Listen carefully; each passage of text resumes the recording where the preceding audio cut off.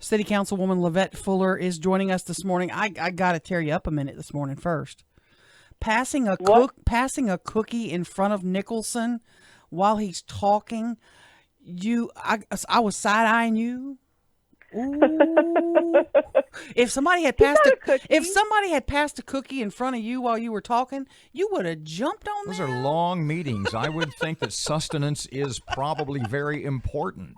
You know what? It happened during a moment of levity, so it was completely appropriate. Okay, all right. I'm Okay, just so He playing. now- got a cookie. It happened in the middle of him laughing. He said something like, "We don't always agree on things." I've know. learned that over the last 7 months. And then he started chuckling. Yeah, I know. We're I'm just down to playing. $186 million. What do you think about that? Do you think this is like there's been a lot of heavy carving going on, or do you think this is just still It's not been like very... a mild trim. That was like a light trim. Cutting some dead ends off your hair. Yeah. Uh-huh. That. Do you need a bob instead of cutting some dead ends off? You need a full new do? Like a full-on, the 1920s bob, like a Clara bow. Yeah. Mm-hmm. Yeah. So you still think 186 is too high? Why? It's too high. Look, I would rather just discuss pushing this to a later time. We need to do a better assessment of our needs. Last night at my town hall, I asked, I had members of the 2011 bond committee. One of the members from my district, one of them, as well as the chair, the chair for that one, which was Liz Swain.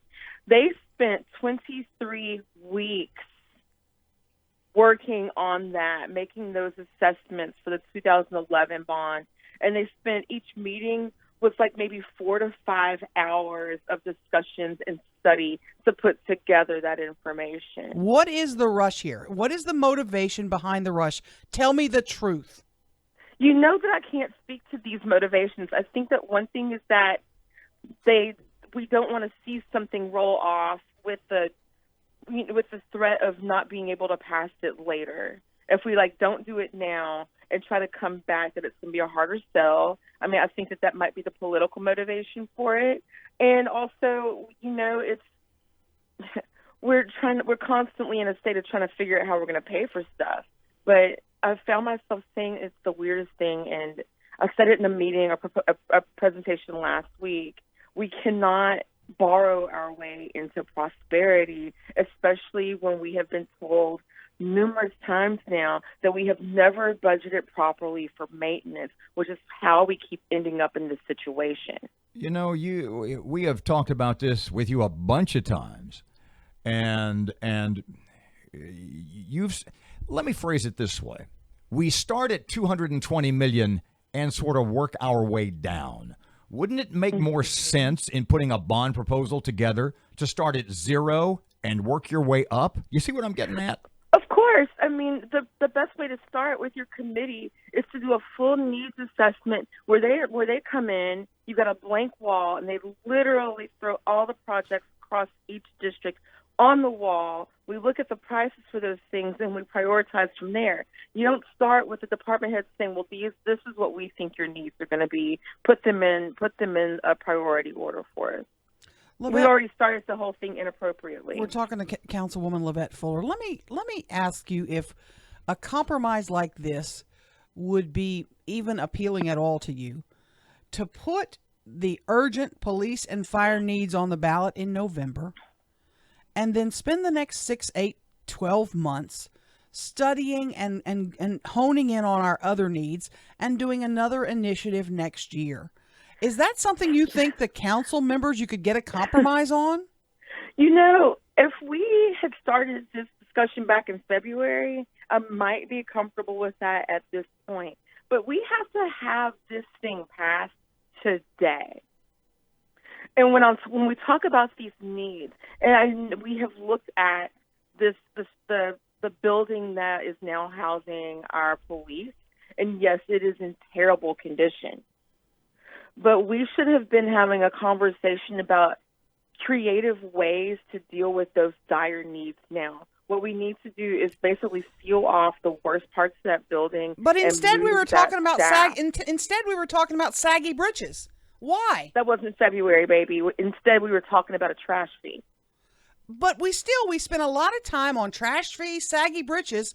When We this started is on trash fee, and the thing is, we were told that that trash fee was supposed to be so that we could ensure that our bond rating would go up. And at that time, we should have said, well, why are we worried about our bond rating if we're not going to be asking for more money? Let me sort of add to what Aaron sort of dovetail with Aaron's question. Well, no, let me start here. You said that you would be good when we talked to you last week. You said you would be pretty good with moving or holding off any kind of bond vote until October or November of next year, i.e., the do you still feel that way? I do. I think that I said last night that, and this does answer part of your question, Aaron, about looking at dire needs right now. If we right now try to go out for even $60 million or something like that to cover some dire needs, we have not done enough of an assessment in order to say that we are completely confident that we are making the right move. Yes, I would feel better going out for another year, October or November. And I do realize that means that we're going to be living in austerity until we get to that point.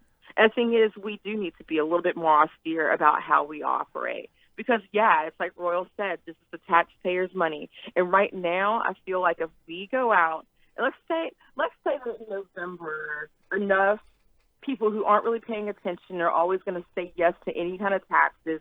Let's say they show up in droves and they vote yes on this in November at $186 million. Erin's made the point a couple of times. She made it again yesterday. Well, maybe what she just made to you. Why don't we just vote on, why don't we just put on a bond issue on the ballot, the things that are like, her word was the emergency things. And I countered, well, isn't part of the problem, isn't the reason we're kind of in the fix we're in now with a number of the police station, why we're so behind in so many areas is because we wait until they are emergencies? Yeah, that's it. To use a metaphor, we play Chicken Little. Wouldn't we sky better is falling, and now you have to vote for these things. And I'm saying right now, no, because what's going to happen is if enough people who aren't paying attention and just vote yes for every tax, if they show up and outnumber the people that are paying attention who would like to vote no, maybe on 1 and 3 and maybe just public safety passes, well, guess what's going to happen? The core communities of the city are going to be holding the bag when everyone that's already moved south of 3132 or even in the Stonewall says they can either completely leave this city and then we have no tax base, or somebody gets clever and decides they want to start Forbingville and they basically de-annex themselves from the city. So it's going to be 3 propositions, not just one. I know you heard what I just said. Yeah. Okay. Because I've heard some people say it's going to be lumped into one. It's 3 propositions right now. Okay. It's public safety, water and sewer, streets and drainage.